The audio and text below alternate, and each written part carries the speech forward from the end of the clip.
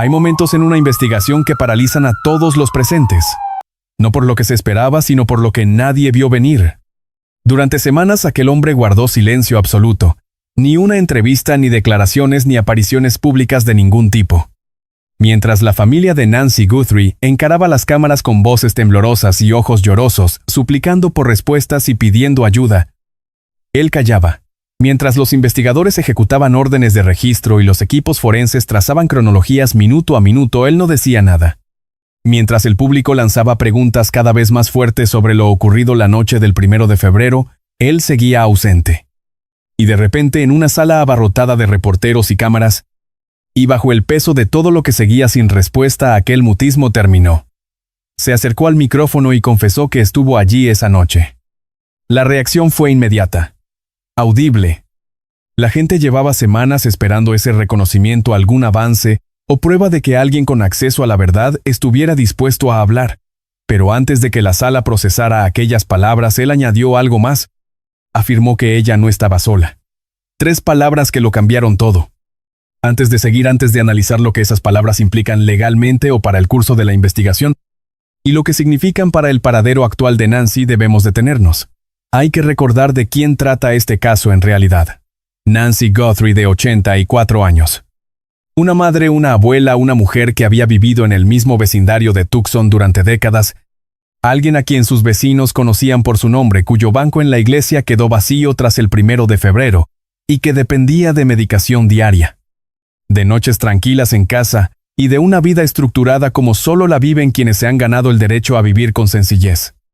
Dependía además de un marcapasos para regular su ritmo cardíaco. Tenía médicos de confianza, una familia querida y citas en su calendario que planeaba cumplir. El 3 de febrero tenía una reunión pactada con su abogado. Jamás llegó a esa cita porque algo ocurrió la noche del 1 de febrero, y el hombre que estuvo allí acaba de confirmarlo. Volvamos al principio. A lo que los investigadores ya sabían mucho antes de aquella conferencia de prensa. No hubo entrada forzada en la casa de Nancy. Ni cristales rotos, ni cerraduras forzadas, ni señales de lucha en el umbral. Quienquiera que estuviera allí, esa noche tenía acceso. Conocía el código de entrada. Conocía la distribución y los sistemas.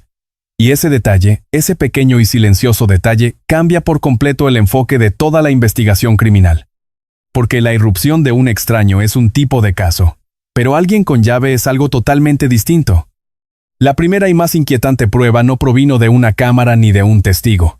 Salió del interior del pecho de la propia Nancy. Su marcapasos. A las 8:42 de la noche, el dispositivo registró un pico de ritmo anormal y repentino. Minutos después, registró un movimiento físico rápido. A las 8:52 marcó lo que los expertos forenses describirían como un episodio cardíaco agudo. A las 9:30 de la noche, silencio. La señal se apagó. Los marcapasos no dejan de transmitir señales así porque sí. Esa marca horaria se convirtió en un rastro digital que los investigadores no podían ignorar, pues en la estructura de esa noche señalaba algo definitivo. Algo que no tiene vuelta atrás. Algo que cada prueba hallada desde entonces ha intentado explicar de alguna manera. Horas antes alguien llamó a un número vinculado al hogar de Nancy. La llamada provino de un teléfono prepago comprado apenas unos días atrás. Duró 14 segundos. Suficientemente corta para parecer irrelevante, pero bastante larga como para coordinar un plan. Los investigadores no han confirmado públicamente qué se dijo durante esos 14 segundos, pero el momento sitúa esa llamada justo antes de que todo cambiara. En un caso basado en registros temporales, cada segundo cuenta una historia. A las 9:29, casi una hora después del fallo del marcapasos, alguien accedió al sistema de seguridad. Introdujeron la contraseña correcta. Pusieron las cámaras en modo de mantenimiento. Aquello requería conocimiento, no suerte ni adivinanzas. Un conocimiento que nace de la familiaridad de tener acceso y de estarlo bastante cerca para saber cómo se protege un hogar. A las 9:41, un coche salió del garaje con calma.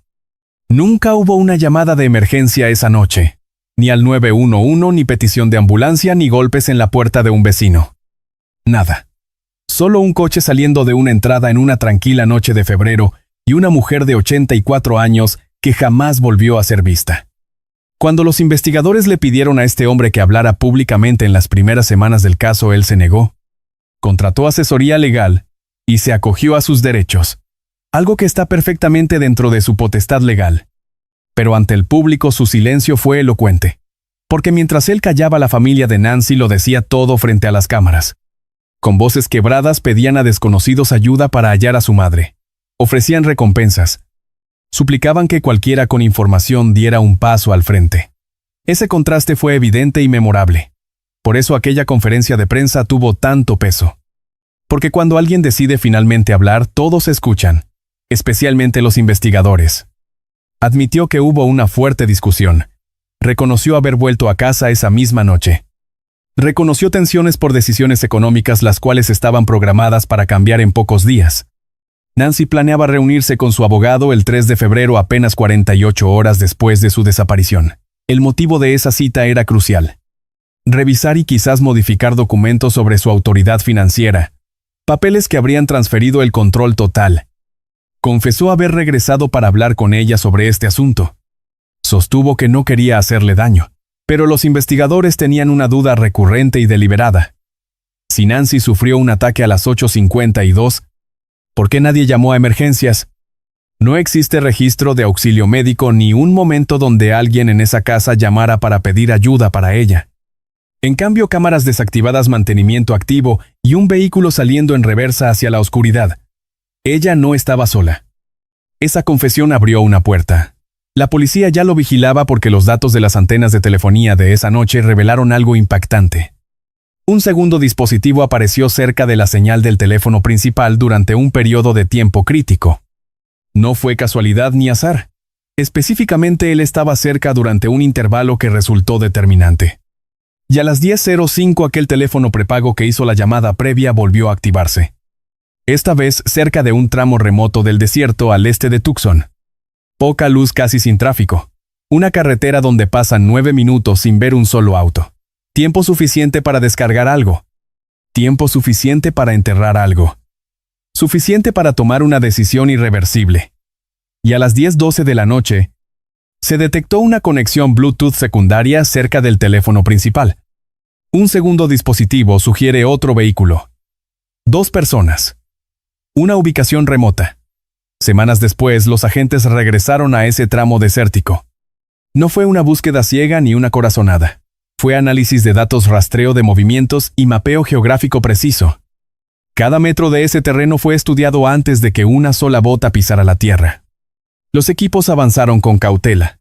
Los drones buscaron irregularidades. Cada línea de la cuadrícula fue recorrida a pie. Usaron perros de restos humanos en patrones cruzados para evitar cualquier tipo de contaminación en el rastro. Un perro se detuvo y miró fijamente tierra removida. Un segundo animal fue traído sin saber dónde había marcado el primero. Mismas coordenadas. Eso no confirma exactamente lo sucedido, pero reduce las probabilidades a un punto imposible de ignorar. Los investigadores comenzaron a excavar. A 2 pies de profundidad, hallaron tela gruesa azul oscuro idéntica a una manta de mudanza profesional. Las pruebas forenses sugirieron similitudes con fibras halladas antes en el garaje de Nancy. Estaban dañadas y enterradas. Encontraron una carcasa metálica. El número de serie confirmó la sospecha. El marcapasos de Nancy. El dispositivo que enmudeció a las 9:30 lejos de su hogar. Dimensionen lo que esto significa. Ese aparato estaba dentro de su cuerpo y apareció en el desierto a millas de su casa bajo tierra y oscuridad. Extraer un marcapasos no es algo fortuito. No sucede por accidente. Requiere aplicar una fuerza considerable. Requiere intención. Los expertos médicos consultados fueron claros al explicar lo que implica retirar físicamente ese dispositivo. Una vez fuera, la grabación se detiene.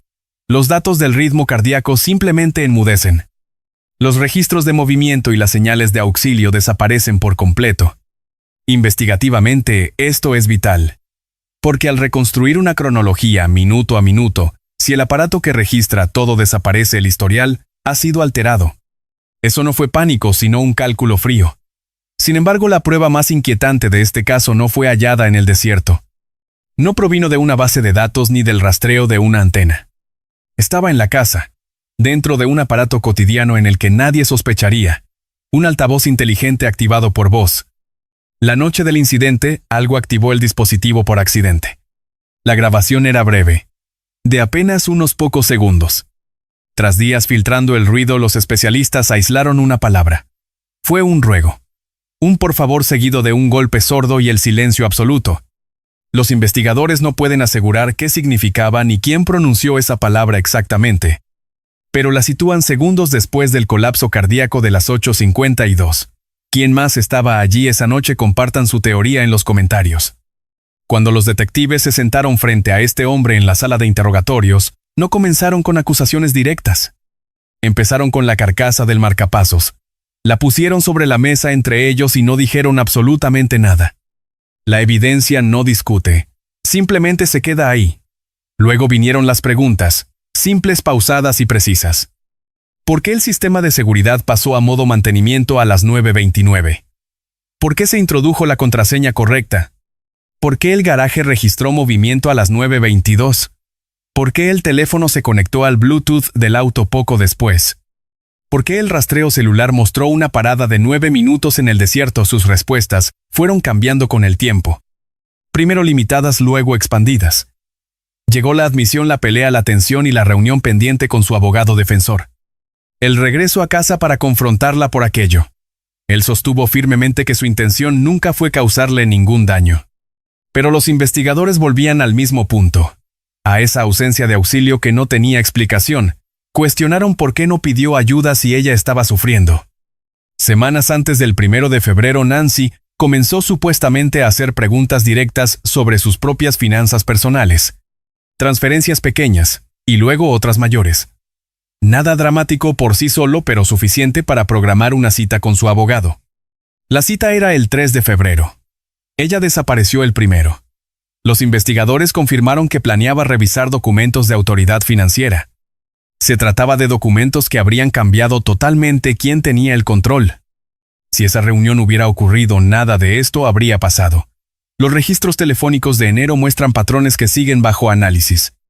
Ese mismo número prepago, el de la llamada de 14 segundos la noche en que Nancy desapareció, tenía actividad previa. No eran charlas diarias ni contactos casuales. Eran ventanas breves, ráfagas cortas y una sincronización puramente estratégica. El pánico no se ensaya. La planificación sí. Y un detalle hace creer a los investigadores que esto empezó mucho antes.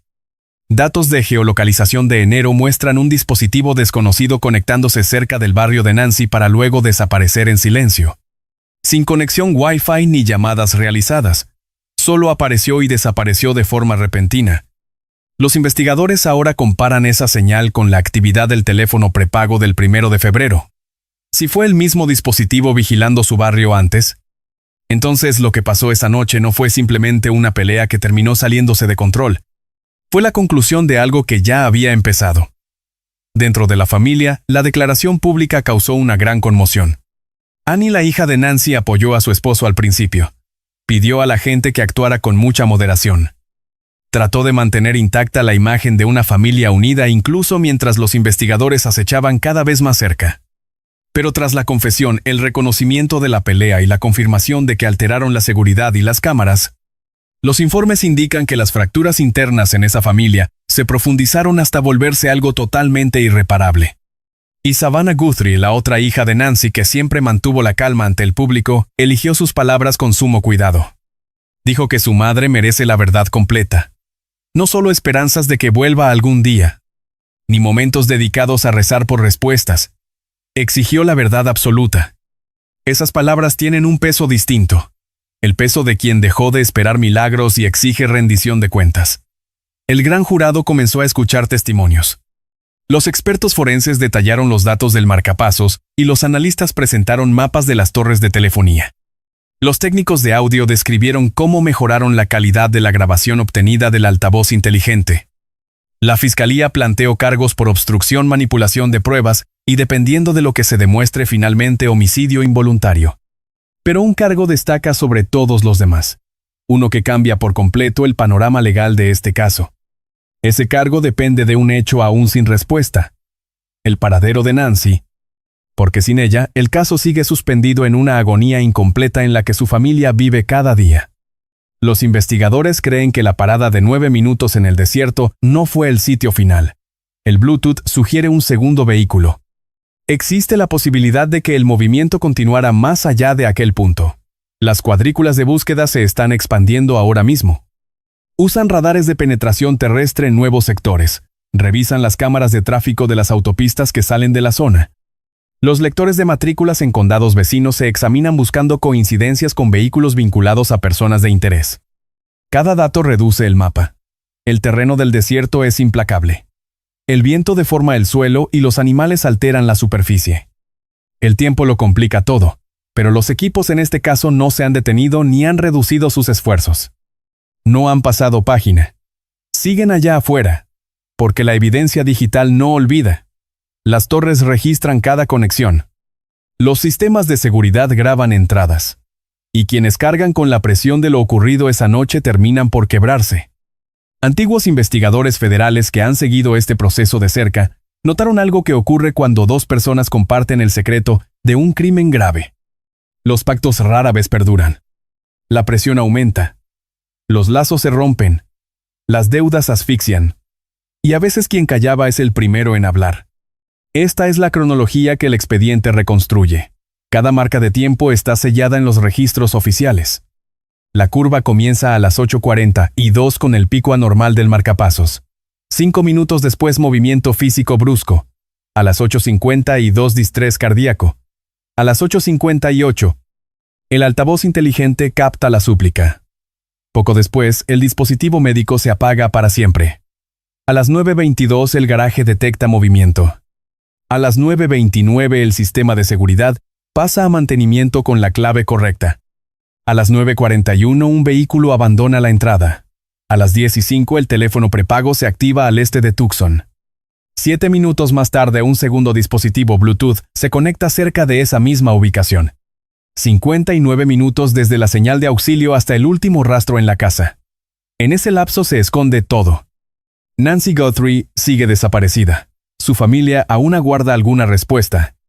Quienes deben encontrarla trabajan en silencio con método y sin pausa. Es la realidad que su hija afronta cada mañana y que sus nietos cargan con ellos. Un vacío habita donde solía estar Nancy. En la mesa en el banco de la iglesia al otro lado del teléfono. Su ausencia no es algo abstracto. Es específica. Aparece en los detalles más pequeños, en las rutinas donde ella participaba en las preguntas que antes tenían respuestas simples, esos momentos cotidianos cargados ahora con el peso insoportable de la duda. Si está viendo esto debe comprender algo muy importante. Estos casos no los resuelven solo los investigadores. Se resuelven mediante la información. Y a veces esos datos provienen del lugar más inesperado posible. Alguien que pasó por una ruta del desierto la noche del 1 de febrero y vio luces donde no debía. Alguien que vendió un teléfono prepago a un hombre que ahora recuerda. Alguien que notó algo y decidió que no importaba. Pero sí importa. Línea del FBI 1-800-CALL-FBI o en tips.fbi.gov. Hay $1 millón de recompensa anónima. Sin nombres, sin exposición, solo información, porque en esta etapa no importa quién es usted. Importa lo que sabe. La voz de aquel hombre se quebró una vez ante las cámaras. Volverá a quebrarse. Porque dos personas que comparten la culpa de aquel 1 de febrero no podrán cargarla siempre. El gran jurado ya comenzó. Los rastros digitales siguen bajo la lupa. Los investigadores ya tienen lo que necesitan. La carcasa enterrada a la tela del desierto. Los 14 segundos de aquella llamada a los 9 minutos de oscuridad. Y un registro doméstico que termina con una súplica que nadie podrá olvidar. Nancy Guthrie merece conocer toda la verdad. Y en algún lugar entre los detalles de esa noche, los datos del desierto y la memoria de alguien que aún no habla esa verdad espera. Este caso no es un expediente frío. Sigue avanzando, sigue moviéndose. Y cuando todo salga a la luz, no ocurrirá lentamente. Like, suscríbanse, activen la campana. Hasta el próximo caso.